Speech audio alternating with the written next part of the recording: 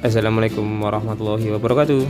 Jumpa lagi dengan Mas Cacing, channel Autotronic, channel yang membahas tentang otomotif dan elektronik kendaraan bermotor.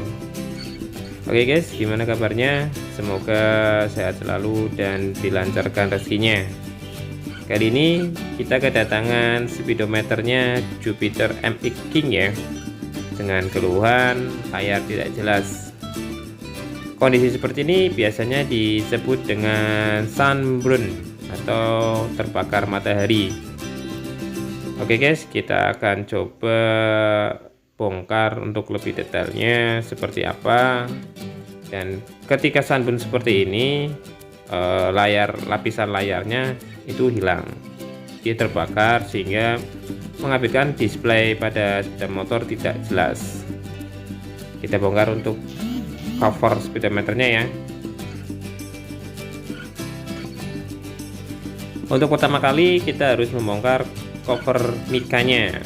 Ada beberapa baut yang bisa kita lepas dengan menggunakan obeng.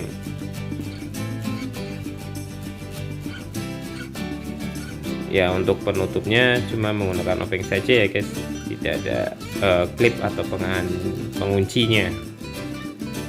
Oke, setelah terlepas jangan lupa itu ada seal karetnya untuk sebagai isolasi agar air tidak masuk ya. Kemudian kita lepas cover belakangnya yang berwarna putih yang diikat dengan baut plus juga. Masih sama, alat yang kita gunakan adalah obeng untuk melepas semua baut-baut penguncinya.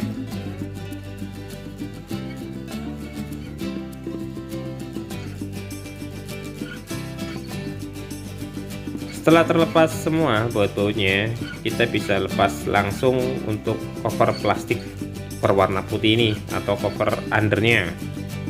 Kemudian jangan lupa kita tata lagi bautnya. Kemudian kita lepas baut pengikat PCB dan cover LCD-nya. Nah, ini ada 3 baut, harap diperhatikan untuk dilepas dahulu ya, jangan sampai kelupaan untuk melepas bautnya ini. Oke, setelah terlepas, kemudian kita lepas jarum dari speedometer ini. Masih sama menggunakan jurus 2 sendok untuk melepas jarumnya. Sangat berguna sekali sendok ini saat melepas jarum speedometer. Kemudian kita lepas LCD-nya dengan menarik tinol-tinolnya ya. Ini menyalakan desoldering ya, atau penarik solder. Jangan lupa untuk selalu memastikan bahwa kaki-kakinya telah bebas ya, kaki dari LCD ini.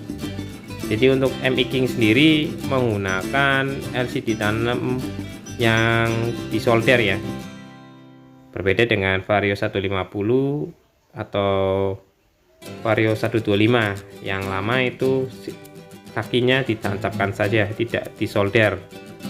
Ini agak banyak untuk kaki-kaki solder, kaki-kaki LCD-nya yang harus dilepas dengan solder. Setelah dipastikan terlepas, nah, kita bisa buka untuk cover LCD. Cover ini ditutup dengan 2 baut kecil.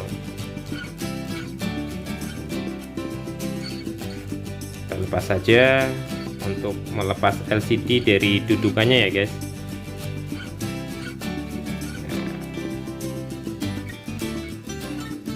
Seperti ini LCD-nya terlihat dia menguning. Kemudian kita lepas LCD dengan menarik pengungkitnya ya. Ini ada 4 pengungkit, di samping kanan dan kirinya ada 2, dan samping atas bawahnya juga ada 2 seperti ini. Oke, setelah terlepas LCD-nya, kita lepas untuk lapisan bawahnya ya. Kita menggunakan cutter ya. Nah, ini lapisan seperti ini. Ini yang lapisan bawah yang akan kita lepas. Nah, menggunakan cutter kita lepas lapisan bawah yang terbakar ini. Hati-hati jangan sampai melukai tangan. Setelah lapisan polarisnya ini terlepas, nah lihat, bisa dilihat bahwa ada bentuk terbakarnya. Kita bersihkan lapisan lem yang masih merekat di LCD nya guys, menggunakan minyak kayu putih, alkohol, ataupun kontak cleaner. Nah, kita bersihkan, kita angkat lapisan lemnya. Nah, ini masih tersisa banyak untuk lapisan lem yang menempel di LCD nya.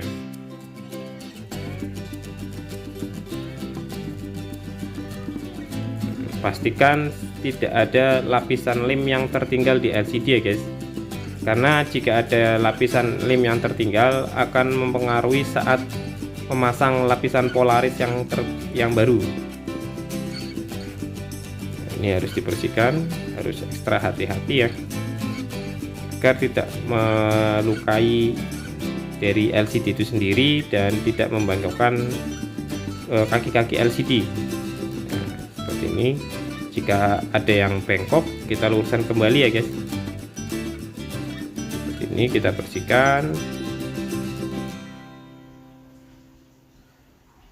Proses ini memang memerlukan kesabaran, karena harus benar-benar bersih ya untuk lapisan lemnya.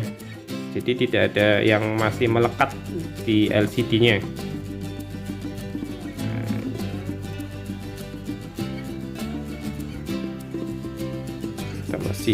Masih ada detail-detail kecil yang masih tertinggal, kita rapikan, terutama di ujung-ujung yang dekat dengan kaki-kaki LCD, itu juga harus dibersihkan ya guys, seperti itu. Nah, harus benar-benar bersih dan tidak ada bekas lem yang masih tertinggal.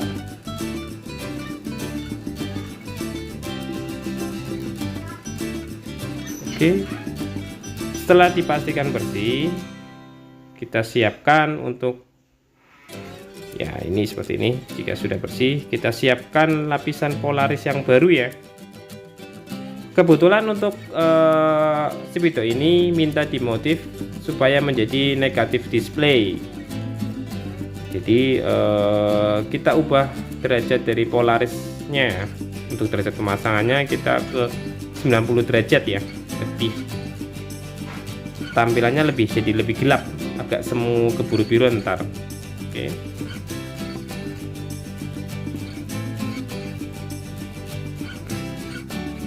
seperti ini.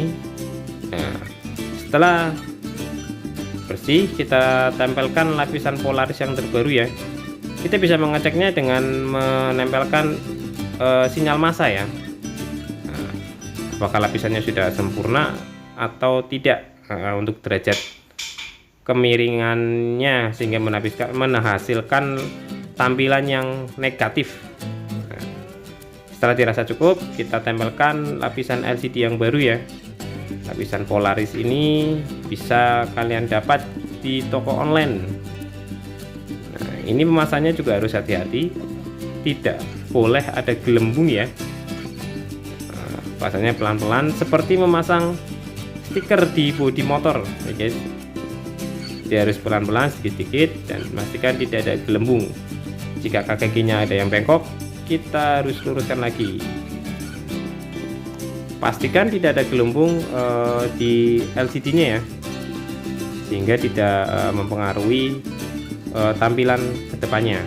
Oke, setelah terpasang lapisan polaris yang terbaru, kita pasang lagi kedudukan LCD-nya seperti ini.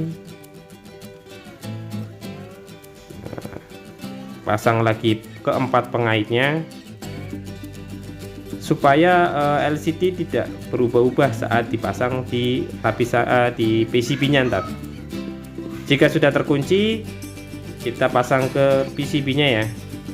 Pastikan dulu jarum-jarumnya lurus semua, tidak ada yang bengkok, sehingga mudah dalam pemasangannya. Seperti ini, kita akan pasang ke PCB-nya seperti ini. kita perlu bantuan untuk jarum atau probe dari avometer ya yang lancip ini, supaya lebih mudah dalam memasukkan jarumnya ke PCB-nya. Nah, seperti ini. Nah, dipastikan semua masuk dengan sempurna ya, tidak ada yang tertekuk sehingga tidak merusak dari displaynya ntar. Nah, seperti ini. Jika sudah dirasa masuk semua, kita pasang lagi bautnya dulu untuk mengunci supaya LCD tidak berubah-ubah posisinya saat kita solder lagi nanti. Oke, setelah baut-bautnya terpasang, kita akan solder di kaki-kaki LCD-nya ya guys.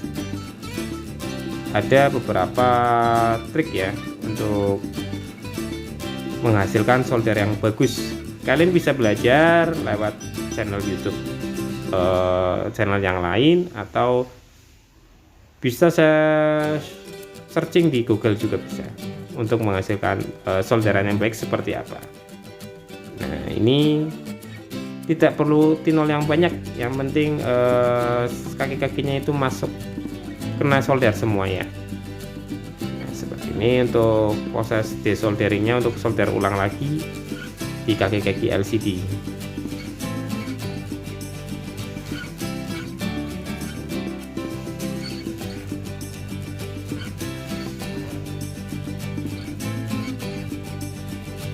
Oke, jika dirasa cukup, kita bersihkan lagi kaki-kakinya, kita cek lagi apakah ada solder yang menempel satu kaki dengan kaki yang lain. Jika sudah dipastikan semua beres, kita cek lagi untuk displaynya. Nah, displaynya seperti ini ya guys, jadi agak semu biru gitu. Nah, ini menjadikan tampilannya lebih lebih elegan ya, jadi seperti Aerox. Setelah displaynya oke, kita pasang lagi untuk cover speedometernya, untuk tampilan jarum RPM-nya ya, seperti ini.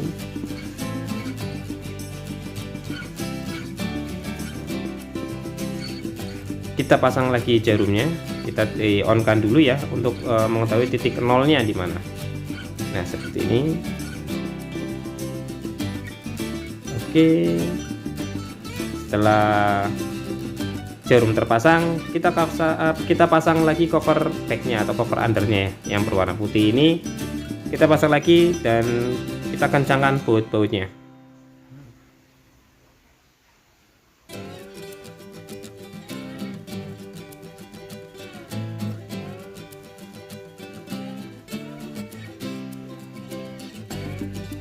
Jupiter MX sering mengalami sunburn seperti ini ya.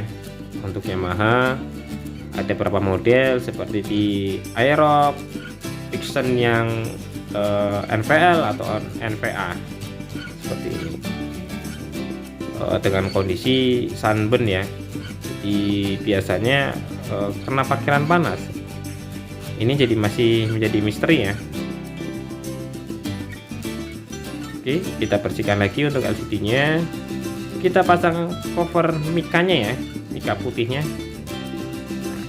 biar tampilannya lebih cakep. Kita bersihkan lagi supaya tidak ada debu yang masuk ke dalam LCD.